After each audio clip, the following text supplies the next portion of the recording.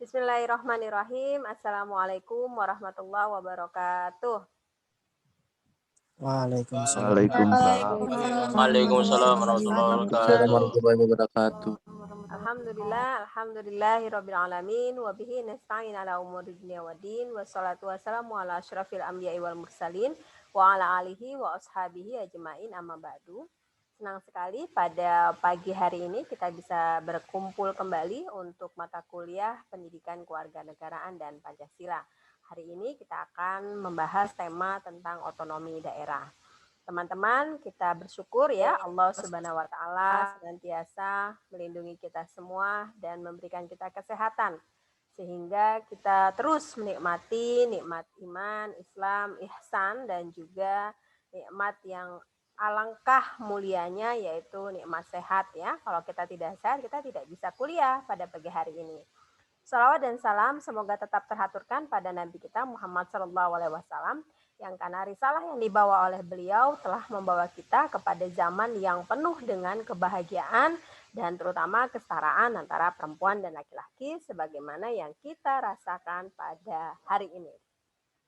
Teman-teman, hari ini kita akan membahas tentang otonomi daerah. Mohon memberikan perhatian kepada materi ini. Saya akan share screen dan nanti kita bisa diskusi tanya jawab setelah saya memberikan atau mempresentasikan tentang materi otonomi daerah. Teman-teman nanti ketika saya memberikan penjelasan bisa dicatat, kemudian juga kalau misalnya nanti ada yang belum jelas bisa ditanyakan di akhir saya presentasi. Hari ini kita membahas tentang otonomi daerah. Apa sih sebenarnya otonomi daerah itu? Otonomi daerah adalah ya, ini ada beberapa pendapat yang saya kumpulkan. Yang pertama, otonomi daerah menurut The Encyclopedia of Social Science tahun 1930. Jadi otonomi daerah ini sebenarnya bukan suatu barang baru. Jadi sudah lama, bahkan sudah ada definisinya sejak tahun 1930 bahwa otonomi daerah merupakan sebuah organisasi sosial untuk mencukupi diri sendiri dan kebebasan aktualnya. Ya. Kemudian kalau menurut Rozali Abdullah, ini dalam bukunya tentang pelaksanaan otonomi luas dan isu federasi sebagai suatu alternatif tahun 2002, dia juga mengutip pendapat dari berbagai macam tokoh, misalnya Cornelis van Volthoven yang menyebutkan otonomi daerah sebagai pemerintahan sendiri dan terdiri dari membuat undang-undang sendiri, melaksanakannya sendiri, dan mengadili sendiri. Jadi sifatnya dia juga bisa menindak sendiri. Otonomi daerah itu benar-benar sebuah organisasi yang membentuknya secara sendiri, gitu ya. Ini kalau menurut Rozali mengutip dari pendapat Cornelis van Volthoven. Jadi dia mengutip pendapat Cornelis. Nah, ini adalah definisi yang kedua tentang otonomi daerah. Pengertian otonomi daerah menurut Encyclopedia Britannica tahun 2015 bahwa ini berasal dari bahasa Yunani, autos artinya sendiri, nomos artinya hukum atau aturan. Jadi otonomi daerah diartikan sebagai pengaturan sendiri, mengatur diri sendiri dan memerintah sendiri, ya. Dan kemudian otonomi daerah itu juga maksudnya kesatuan dari masyarakat hukum yang mempunyai batas-batas wilayah. Jadi otonomi daerah itu punya kewenangan untuk mengatur sendiri kepentingan masyarakat atau kepentingan untuk membuat aturan guna mengurus daerahnya sendiri. Jadi dia sangat terfokus pada daerah atau wilayah yang akan diaturnya. Dia tidak akan masuk kepada wilayah atau daerah lain. Nah, apa sih sebenarnya otonomi daerah menurut Kamus Besar Bahasa Indonesia atau KBBI ya? Ada dua narasi. Yang pertama, otonomi daerah itu artinya pemerintahan sendiri. Otonomi daerah artinya pemerintahan sendiri menurut Kamus Besar Bahasa Indonesia. Yang kedua, otonomi daerah itu punya hak, wewenang, kewajiban daerah untuk mengatur dan mengurus rumah tangganya sendiri sesuai dengan peraturan perundang-undangan yang berlaku. Artinya ini harus ada mandat yang mengizinkan untuk mengatur rumah tangganya sendiri, begitu. Nah, otonomi daerah menurut Kamus Hukum dan Glosarium Otonomi Daerah itu adalah kewenangan untuk mengatur dan mengurus kepentingan masyarakat setempat, ya. Jadi jelas ya, dibatasi pada wilayah setempat Menurut Prakarsa sendiri, berdasarkan aspirasi masyarakat, penting ini kita ingat, berdasarkan aspirasi masyarakat, sesuai dengan peraturan perundang-undangan. Jadi titik tekannya adalah aspirasi masyarakat, ya, yang harus didahulukan, tetapi tidak boleh bertentangan dengan peraturan perundang-undangan. Sampai sini jelas nggak teman-teman apa yang dimaksud dengan otonomi daerah berdasarkan pendapat dari para tokoh atau dalam kamus-kamus yang ada? Apakah bisa dipahami? Bisa, Bu. Oke. Bisa, Bu. Selanjutnya otonomi daerah menurut Undang-Undang Nomor 32 Tahun 2004. Jadi definisi otonomi daerah atau desentralisasi adalah penyelenggaraan wewenang pemerintahan oleh pemerintah pusat kepada pemerintah daerah. Jadi ada delegasi dari pusat kepada daerah untuk apa? Untuk mengatur dan mengurus urusan pemerintahan dalam sistem negara kesatuan Republik Indonesia. Jadi pelimpahan wewenang dari pusat kepada daerah untuk mengatur wilayahnya sendiri, ya, wilayah setempat, wilayah daerah itu di bawah kesatuan negara Indonesia. Jadi dia tidak boleh berseberangan dari negara atau ketentuan yang berlaku secara umum di Indonesia. Nah, teman-teman, apa sih sebenarnya nilai dasar otonomi daerah? Nah, ini menurut Syamsuddin Haris ya, dalam buku Desentralisasi dan Otonomi Daerah tahun 2007, beliau mengatakan ada 3 hal. Yang pertama, kebebasan masyarakat dan pemerintah daerah dalam mengambil tindakan dan kebijakan untuk memecahkan masalah bersama. Jadi titik tekannya ada musyawarah nih di sini. Yang kedua, ada partisipasi masyarakat. Jadi masyarakat tuh punya peran aktif untuk melakukan perencanaan, pelaksanaan, dan pada saat yang sama pengawasan yang dilakukan oleh pemerintah daerah. Jadi masyarakat punya peran aktif. Kemudian yang ketiga, dia punya peran efektivitas dan efisien melalui kebebasan dan partisipasi masyarakat. Sehingga jalannya pemerintahan itu akan lebih tepat sasaran atau efektif dan tidak menghamburkan anggaran atau tidak terjadi pemborosan. Jadi nilai dasar otonomi daerah ini harus ada 3, ada kebebasan, ada partisipasi masyarakat, dan ada efektivitas dalam penyelenggaraan pemerintahan di daerah itu. Nah, teman-teman, ada juga yang disebut sebagai azas atau prinsip pemerintahan daerah ya, atau otonomi daerah. Apa azasnya? Azasnya ada 3. Yang pertama menggunakan azas desentralisasi. Tentu desentralisasi karena dari pelimpahan kewenangan dari pusat kepada daerah, tentu menggunakan desentralisasi. Kemudian yang kedua, ya, penyelenggaraan azas desentralisasi itu secara utuh dan bulat dilaksanakan oleh daerah, kabupaten, atau kota. Jadi kalau sudah ada otonomi daerah itu dilaksanakan oleh pemerintah setempat, bukan lagi menjadi kewenangan pemerintah pusat selama tidak bertentangan dengan kebijakan nasional yang berlaku. Teman-teman, azas dan prinsip dari pemerintahan daerah yang ketiga adalah membantu yang dapat dilaksanakan di daerah provinsi. Jadi bantuan mulai dari desa, kecamatan, kabupaten, kelurahan, seperti itu, terus berjenjang sampai di tingkat provinsi. Jadi otonomi daerah itu memang memungkinkan setiap wilayah itu mempunyai kebijakan yang bisa jadi berbeda dengan daerah lain atau pada saat yang sama bisa jadi sama dengan kebijakan di daerah lain. Nanti kita lihat di akhir ya, contoh yang sama maupun contoh yang berbeda. Lalu tujuan otonomi daerah itu ada 7. Yang pertama distribusi regional yang merata dan adil. Kita tahu ketika zaman Orde Baru ya, zamannya Soeharto selama 32 tahun, kenapa otonomi daerah lahir? Karena tidak ada kesetaraan, tidak ada distribusi yang adil. Jadi semua tersentralisasi kepada Jawa, terutama Jakarta, sehingga banyak daerah yang kemudian tidak maju, padahal memberikan pajak kepada pusat. Jadi itu salah satu dasar atau sejarah lahirnya otonomi daerah. Sehingga tujuan dari otonomi daerah yang pertama adalah memastikan ada distribusi regional yang merata dan adil. Yang kedua, peningkatan terhadap pelayanan masyarakat yang semakin baik supaya masyarakat itu lebih dekat dengan pemerintah di daerahnya. Pelayanannya supaya lebih baik. Kemudian yang ketiga ada upaya keadilan secara nasional, ya.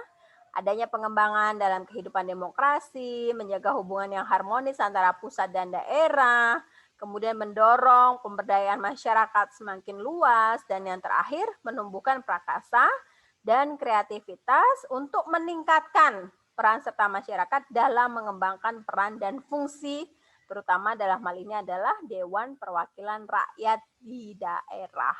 Jadi memberikan kewenangan, mendorong partisipasi, dan pada saat yang sama DPRD di daerah juga bisa berperan secara aktif. Teman-teman, memang tidak mudah dalam menjalankan otonomi daerah ya, tetapi pada saat yang sama daerah itu punya hak untuk menjalankan otonomi daerah, terutama dalam pasal 21 Undang-Undang Nomor 32 Tahun 2004. Apa misalnya hak itu? Yang pertama, mengatur mengurus daerah dan urusan pemerintahannya. Memilih kepala daerah, teman-teman ingat ya, ada pilkada-pilkada, ini adalah salah satu hak dari desentralisasi melalui otonomi daerah. Kemudian ada aparatur daerah, jadi ada pejabat di tingkat daerah yang punya kebebasan untuk diatur sendiri.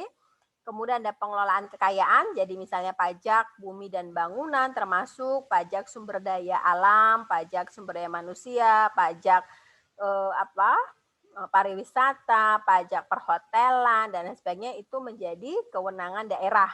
Nah, dulunya kan enggak ya, waktu zaman Orde Baru, itu semua dikooptasi oleh pusat. Sekarang desentralisasi sudah dilaksanakan oleh tiap-tiap daerah. Walaupun nanti bisa kita lihat implikasinya juga ada yang daerahnya kemudian maju pesat karena retribusi pajaknya yang besar, ada juga yang tidak karena tidak punya penghasilan dari pajak. Nah, itu sebabnya nanti kita bisa melihat pemerintahan daerah itu harus gercep.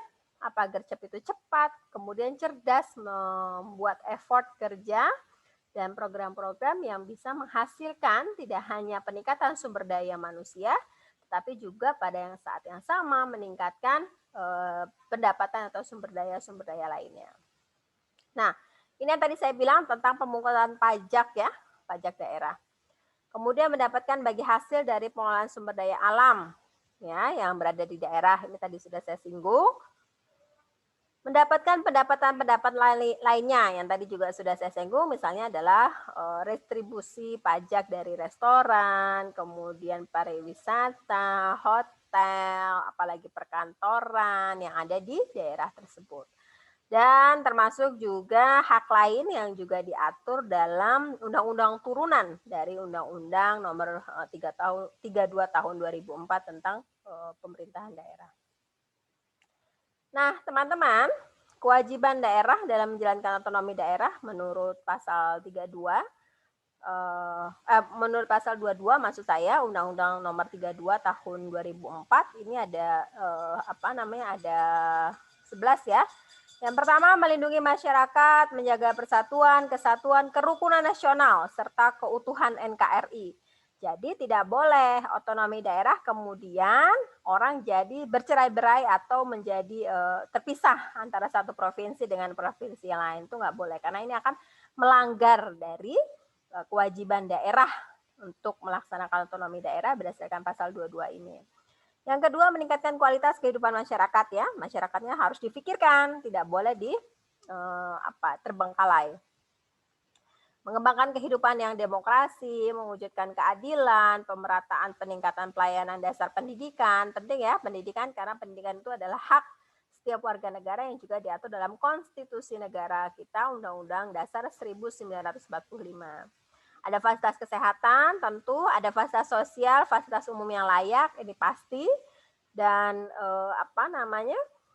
pendidikan, kesehatan itu termasuk dalam hak-hak dasar setiap warga negara yang tercantum dalam ECOSOP ya. Kemudian ada jaminan sosial, mengembangkan jaminan sosial. Kita tahu ada beberapa daerah yang BPJS-nya itu dia tidak perlu bayar karena sudah dibayarkan oleh Pemda di daerah tersebut. Boleh nggak kayak gitu? Boleh, selama daerah itu misalnya mampu, maka dia bisa menggratiskan iuran BPJS, misalnya begitu. Menyusun perencanaan dan tata ruang daerah, melestarikan lingkungan hidup agar tetap asri, nyaman, dan bersih, mengelola administrasi kependudukan, terutama dalam melestarikan nilai sosial budaya, ya. Dan yang terakhir adalah urusan wajib yang diamanatkan oleh peraturan perundang-undangan. Apa misalnya? Misalnya adalah 3 pokok yang tidak boleh berbeda dengan pusat, ya. Yang pertama adalah soal kebijakan soal agama. Jadi kalau misalnya di pusat sudah mengatakan ada 6 agama resmi yang diakui oleh Indonesia.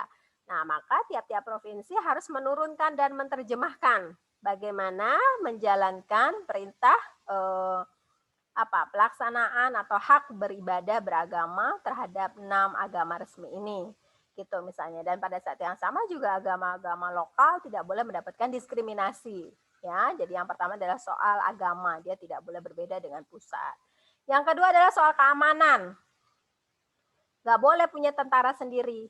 Jadi tiap daerah misalnya nggak boleh dia punya tentara sendiri, punya komando, resimen sendiri, nggak boleh. Dia harus tetap menginduk kepada pusat, karena ini bagian dari keamanan dan stabilitas negara. Yang ketiga yang tidak boleh berbeda dengan pusat adalah soal fiskal keuangan.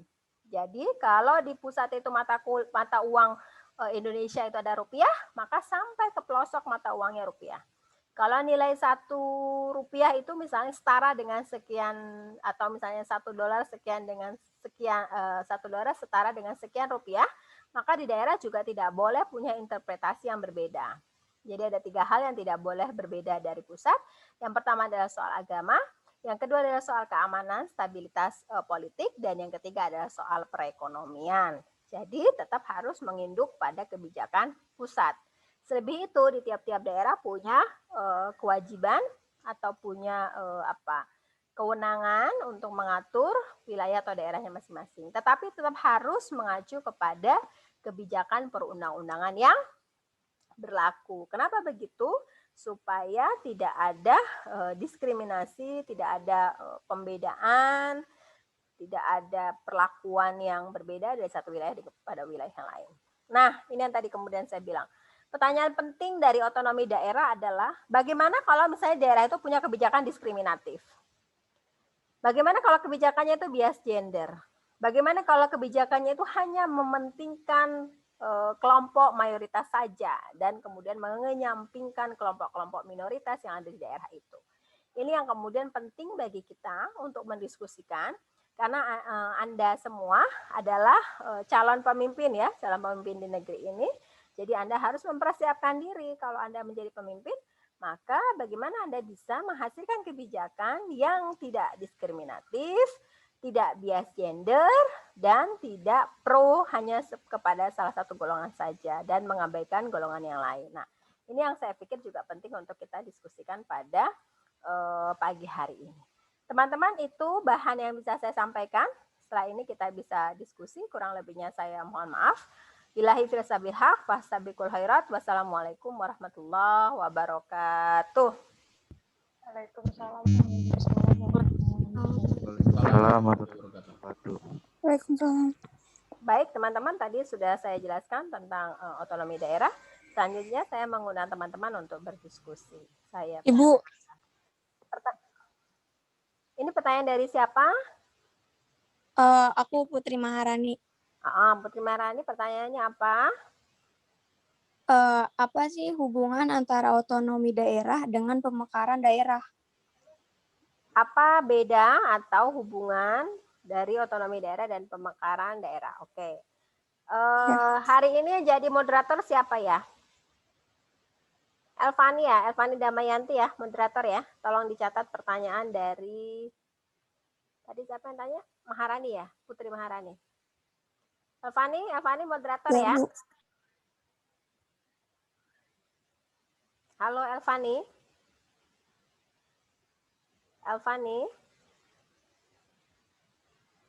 Oke, kalau mic-nya nggak bisa dicatat aja ya. Nanti pertanyaannya ditampilkan di chatroom. Pertanyaan selanjutnya kedua dari siapa? Ya. Janata, Bu. Janata, oke. Janata mau tanya apa? Silahkan. Apakah otonomi sudah berjalan dengan baik di Indonesia?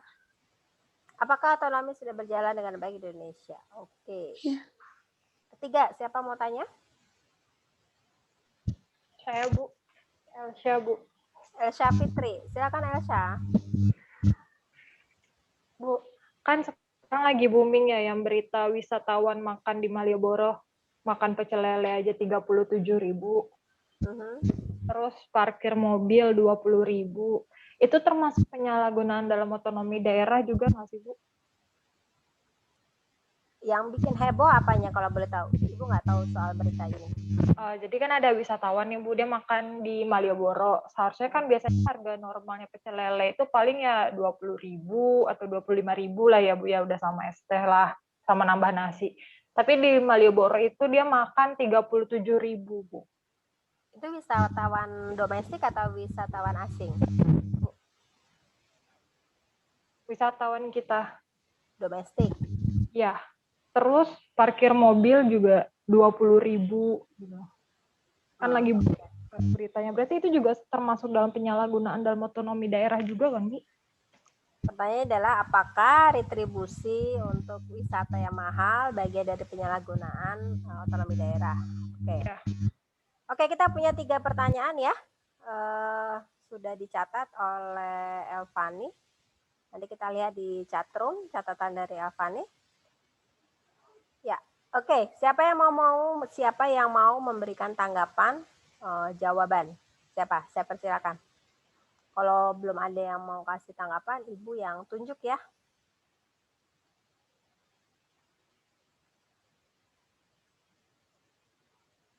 Halo? Saya persilakan siapa duluan yang mau ngasih tanggapan?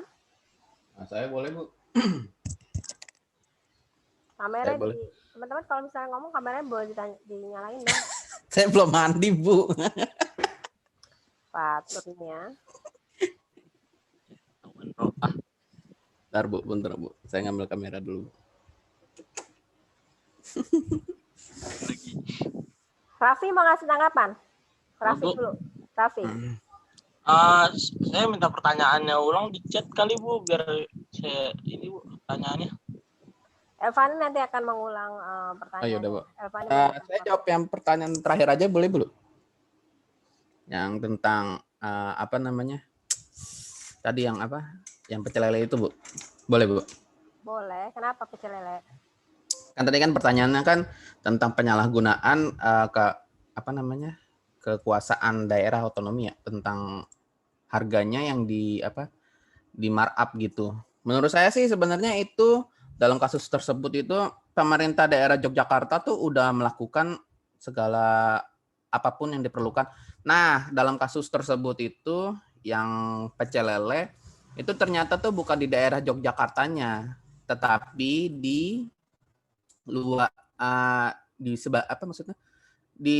maksudnya masih di daerah Yogyakarta, cuman bukan di bagian Malioboro-nya. Sedangkan pemerintah daerah tuh udah membuat peraturan sendiri untuk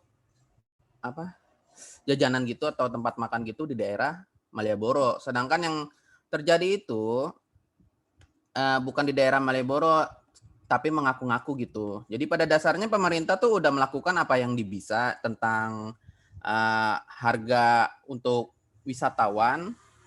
Jadi nggak akan ada tuh di daerah Malioboro tuh markup harga karena udah diatur. Sedangkan kalau untuk harga parkir kayaknya sih itu sih menurut saya penyalahgunaan sih itu, Bu. Soalnya kan nggak ada yang nggak ada pemerintah juga yang ngatur. Begitu sih, Bu, menurut saya, Bu. Gimana, Bu? Oke, makasih Fatur. Yang lain? Saya persilakan.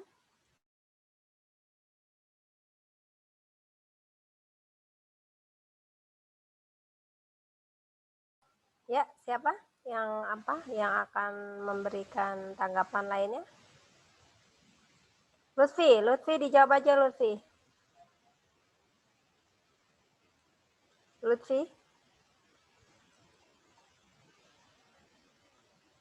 Lutfi?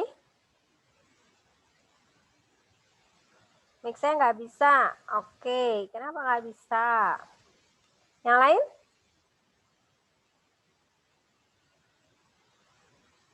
Oke, kalau gitu Ibu tunjuk ya.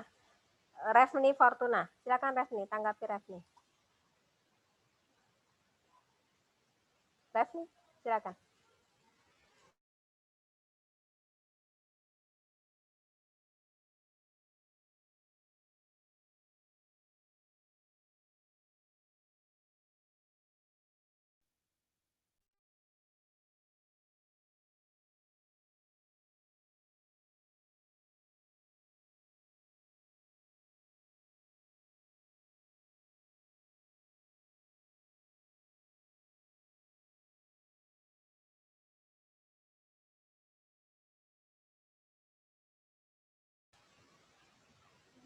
Halo Lulu, silakan ditanggapi. Apakah suatu otonomi daerah di Indonesia sudah berjalan dengan baik? Menurut saya, salah satu penyebab belum optimalnya kebijakan otonomi daerah di Indonesia itu adalah karena banyak kepala daerah yang belum bisa memahami pelaksanaan otonomi daerahnya, atau kebijakan yang dibuat itu belum berhasil semaksimal mungkin, Bu. Oke, yang lain punya pendapat berbeda? Fadlan, silakan Fadlan.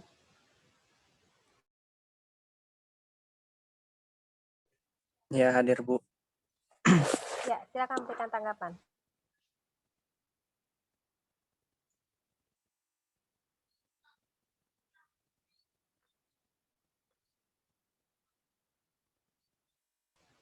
Silakan Ya, Fadlan.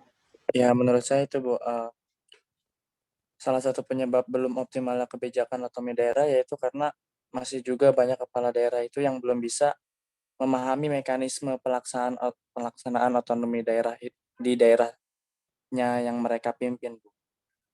Maka dari itu, mungkin pemerintah pusat akan terus mendorong pemerintah daerah agar menjalankan kebijakan otonomi daerah dengan sebaik-baiknya. Oke, baik. Terima kasih Fadlan. Dan sebelumnya ya teman kita sudah memberikan tanggapan. Elvani sudah membantu menuliskan sebagai moderator, beliau sudah membantu menuliskan pertanyaan-pertanyaan yang ada, yang telah disampaikan. Saya akan bacakan. Yang pertama dari Putri Maharani, apa hubungan antara otonomi daerah dengan pemekaran wilayah? Kemudian pertanyaan kedua dari Janata, apakah otonomi sudah berjalan baik di Indonesia? Kemudian pertanyaan ketiga belum ditulis ya, ini Elvani.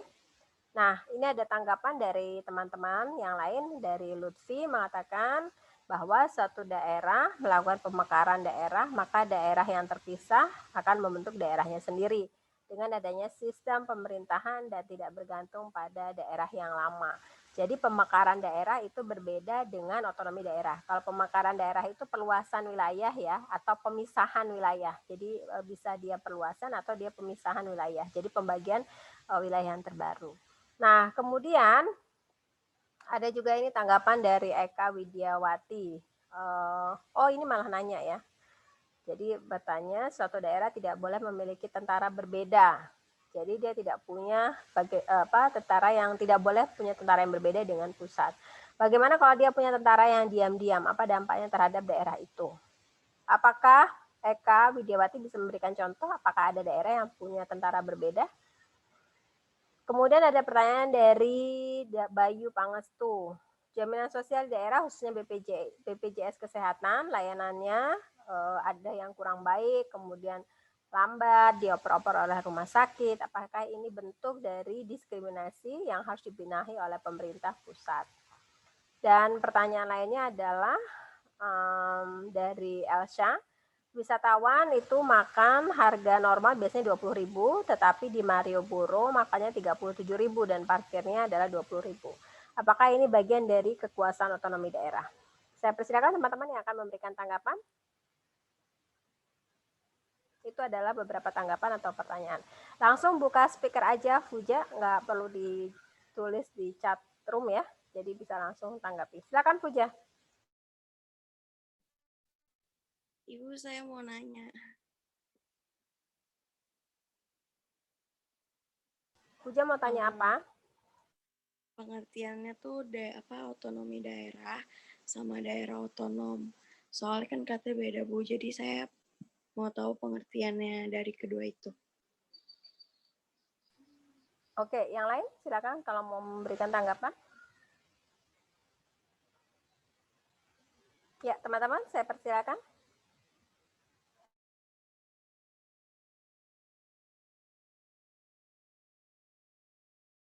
Kalau gitu saya tunjuk ya.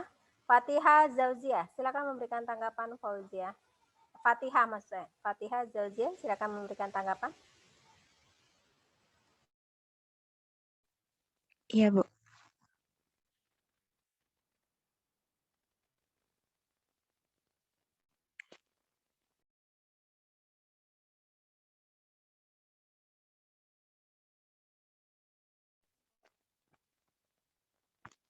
Pengertian otonomi daerah itu hak wewenang dan kewajiban.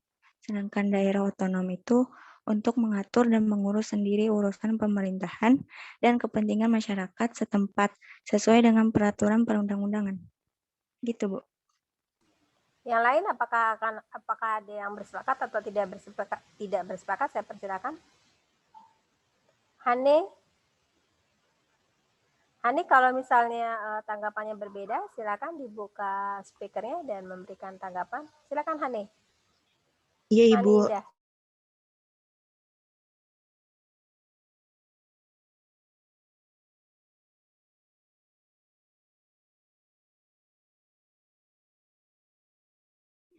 Saya cuma mau bertanya, Ibu. Ya, silakan Hani. Mengapa dengan status otonomi yang diberikan kepada seluruh daerah di Indonesia, tidak semua daerah bisa maju? Terima kasih, Bu. Kenapa walaupun ada otonomi daerah, ada daerah yang belum maju, ada daerah yang maju. Oke. Yang lain? Rizka Seftiani, coba berikan tanggapan, Rizka.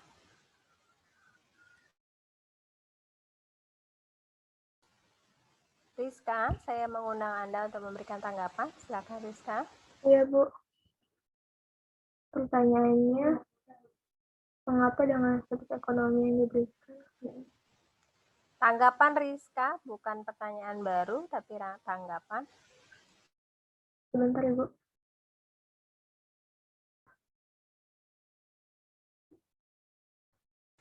Ya, sambil menunggu Rizka memberikan tanggapan, saya mengundang Sarah Uswatun untuk bicara. Silakan Sarah. Sarah.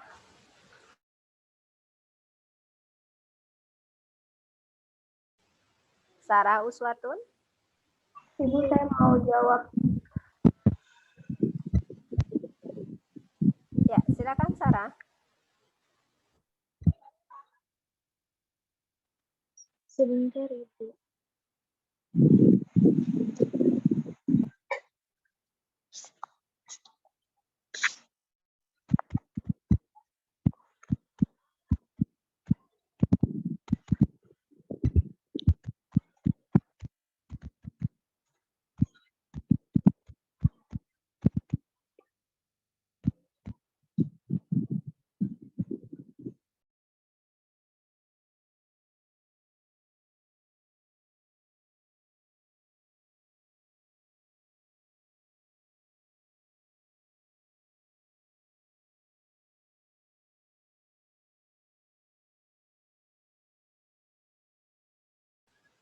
Ya, Sarah. Sarah, Anda masih di forum?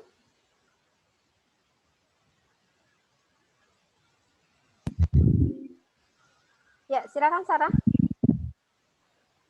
Iya, Bu, tunggu sebentar. Ibu, Ya, saya boleh menanggapi pertanyaannya Hani nggak, Bu? boleh. Silakan Syafarina Nurhada. Silakan. Dari pertanyaannya kan, mengapa dengan status otonomi yang diberikan kepada seluruh daerah di Indonesia, tidak semua daerah bisa maju? Nah, kalau menurut saya itu karena faktor geografis yang mempengaruhi sumber daya, baik manusia maupun alam, faktor kapasitas dan kapabilitas kepemimpinan juga berpengaruh terhadap majunya suatu daerah. Karena tanpa pemimpin yang cakap, itu sulit bagi suatu daerah untuk dapat memanfaatkan sumber daya yang dimilikinya. Terima kasih, Bu. Oke, baik. Terima kasih, Safarina. Selanjutnya, siapa yang mau memberikan tanggapan? Laki-laki ya. Saya mengundang Rahmat Baihaqi. Silakan Rahmat Baihaqi. Ya, Bu. Tanggapan yang ada di kolom chat kan ya, Bu ya. Saya mau menambahkan yang Hani Indah. Yang mengapa dengan status otonomi yang diberikan kepada seluruh daerah di Indonesia tidak semua daerah bisa maju. Kalau menurut saya sendiri, itu dari kebijakan kepala daerahnya juga termasuk penting, Bu. Soalnya kalau misalkan kepala daerah tersebut tidak bisa melaksanakannya dengan baik, kemungkinan daerah tersebut tidak bisa maju. Ya, begitu aja. Terima kasih. Oke, selain Baihaqi, saya mau mengundang Maisha Aromdoni. Silakan Maisha. Pilih dari pertanyaan yang lain ya untuk ditanggapi. Maisha Aromdoni, silakan. Iya, Bu. Bentar, Bu.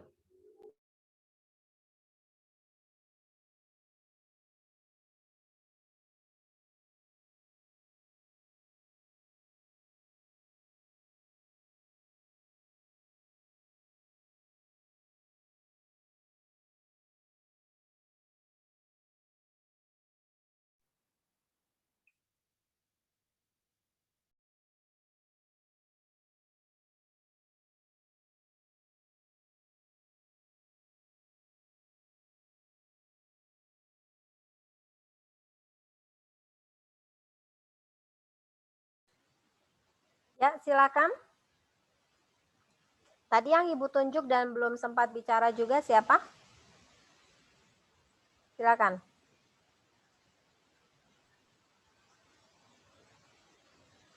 Silakan teman-teman. Saya nambahkan dikit dari pertanyaan si Hani ya, Bu. Oke, silakan Elsha Fitri. Karena setiap pemerintah itu memiliki visi misinya sendiri dan cara kerja yang berbeda, dan untuk memajukan suatu daerah itu biasanya bukan suatu hal yang mudah, even sudah diberikan otonomi ke daerah tersebut. Terima kasih, Bu. Kalau dari semua tanggapan yang disampaikan oleh teman-teman tadi, pertanyaan pentingnya adalah apakah daerah yang tidak maju kemudian bisa ditoleransi? Misalnya rakyatnya menderita, rakyatnya kelaparan, kemudian selalu ada banjir, lalu kemudian distribusi tentang sumber daya alamnya tidak maksimal. Itu apakah harus terus ditoleransi dengan alasan kepala daerahnya nggak capable? Kalau kepala daerahnya nggak capable, kenapa mereka diberi kewenangan atau diberi dibolehkan untuk misalnya mencalonkan diri, misalnya begitu. Pertanyaan lebih lanjutnya atau lebih kritisnya. Silakan ditanggapi teman-teman.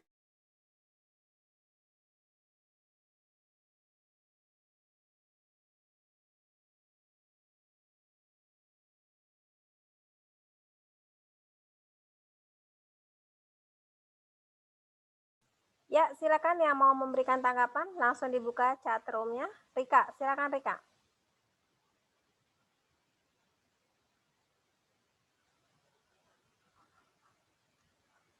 Rika, dibuka aja ini ya, apa namanya mic-nya. Jadi Anda bisa bicara. Rika, silakan Rika.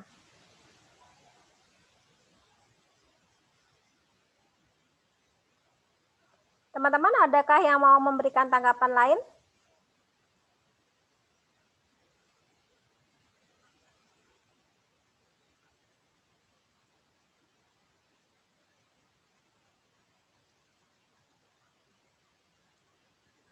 Saya persilakan.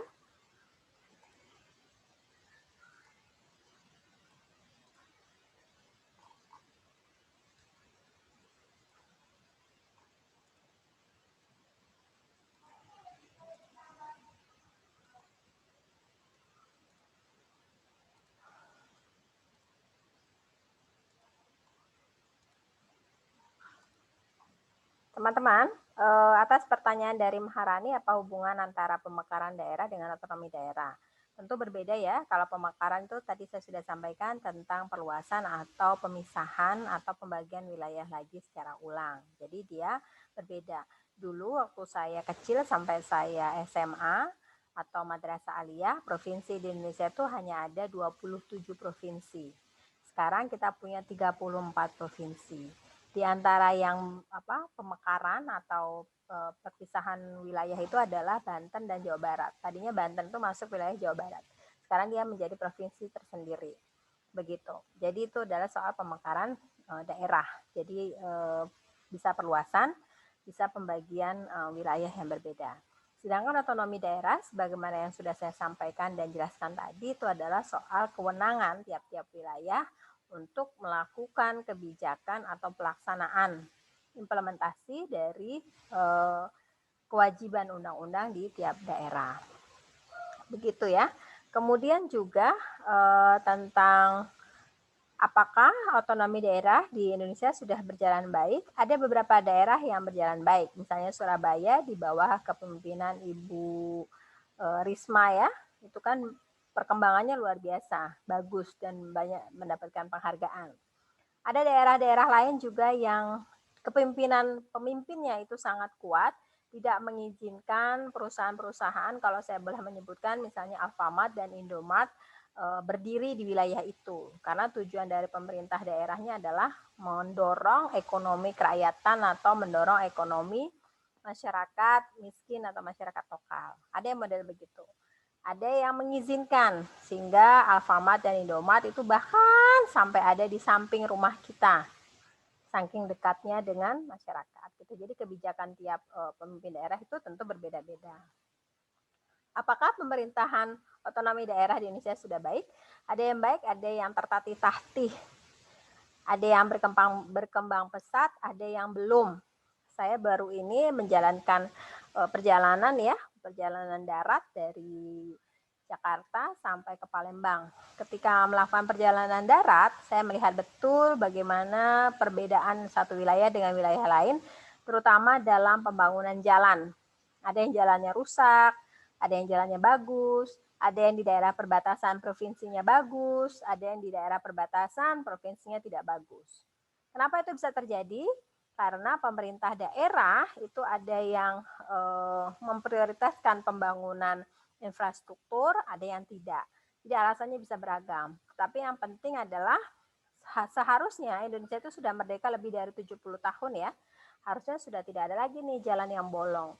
Harusnya sudah ada jembatan untuk menyeberang satu desa ke desa yang lain. Jadi orang tidak perlu naik sampang misalnya. Atau orang tidak perlu lagi menyeberang dari satu desa ke desa yang lain dengan berenang misalnya begitu. Karena kan kalau situasinya hujan deras itu bahaya ya, orang bisa tenggelam. Nah, pertanyaan lain misalnya tentang yang di Malioboro tadi. Setiap daerah memang punya kebijakan restitusi pajak yang berbeda-beda ya.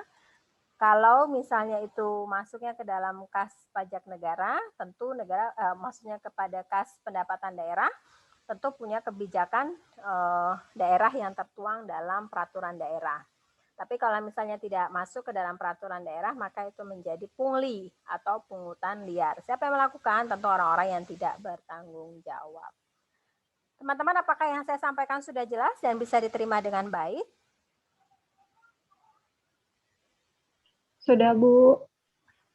Oke, apakah ada pertanyaan lain yang ingin disampaikan? Jelas, Bu.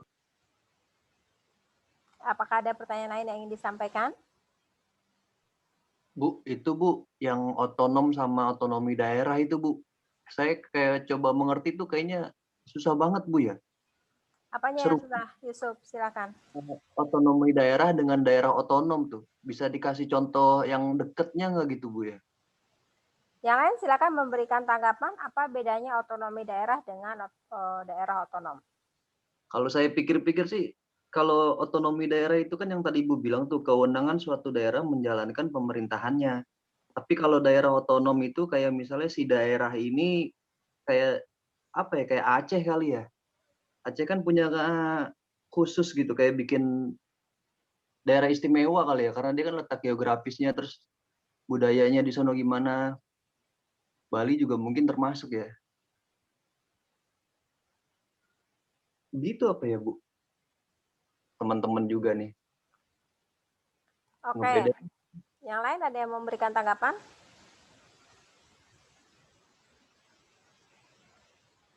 Sebenarnya daerah otonom itu relatif ini ya, tidak jauh berbeda dengan otonomi daerah ya. Daerah otonom itu kan sebenarnya kekuasaan otonom di suatu daerah di dalam sebuah negara. Jadi kalau menurut Kamus Besar Bahasa Indonesia, daerah otonom itu didefinisikan sebagai daerah yang berdiri sendiri, mempunyai batas wilayah tertentu, dia punya undang-undang dan peraturan yang berlaku, dan daerah asal tidak bertentangan dengan undang-undang di pemerintahan pusat. Nah, daerah otonom itu sebenarnya memiliki asal kata yang sama dengan otonomi daerah. Ya, walaupun ada perbedaan sedikit di antaranya.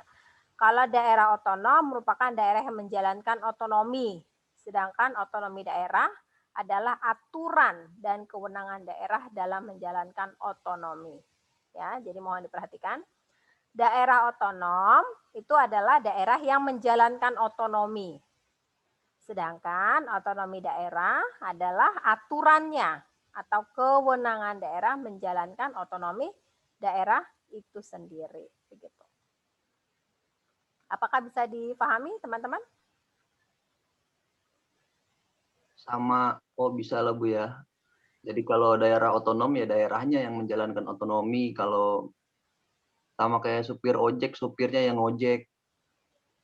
Kalau ngojek itu kerjaannya gitu ya Bu. Otonomi Ya. daerah kewenangannya, kewenangan si daerah. Ya, bisa jadi kurang lebih begitu. Oke Bu, Nah, terima kasih Bu. Ya, otonom daerah itu biasanya diberikan karena daerah geografis yang unik, adat istiadat yang kuat, dan warga negara yang minoritas. Ya, misalnya begitu. Nah, jadi di daerah itu memerlukan hukum-hukum khusus yang cocok diterapkan di daerah itu. Ya, bisa jadi mungkin salah satu contohnya adalah Aceh, ya, sebagai daerah otonom. Karena tadi dia punya adat istiadat yang unik.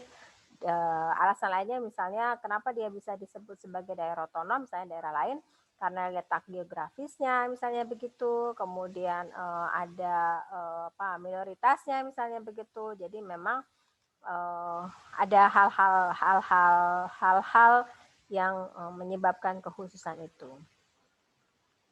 Jadi daerah otonom memang punya hak untuk mengatur daerahnya sendiri. Tadi Ibu sudah ingatkan kepada teman-teman.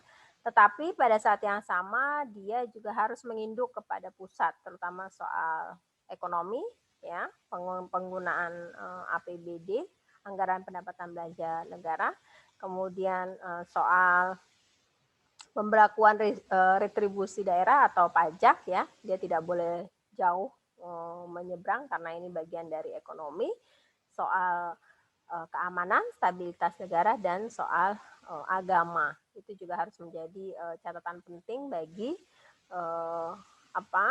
daerah otonom itu sendiri. Teman-teman, apakah bisa difahami dengan baik? Apakah sudah jelas apa yang saya sampaikan tadi? Sudah jelas, teman-teman? Jelas Bu, sangat bermanfaat. Ada yang ingin ditanyakan lagi?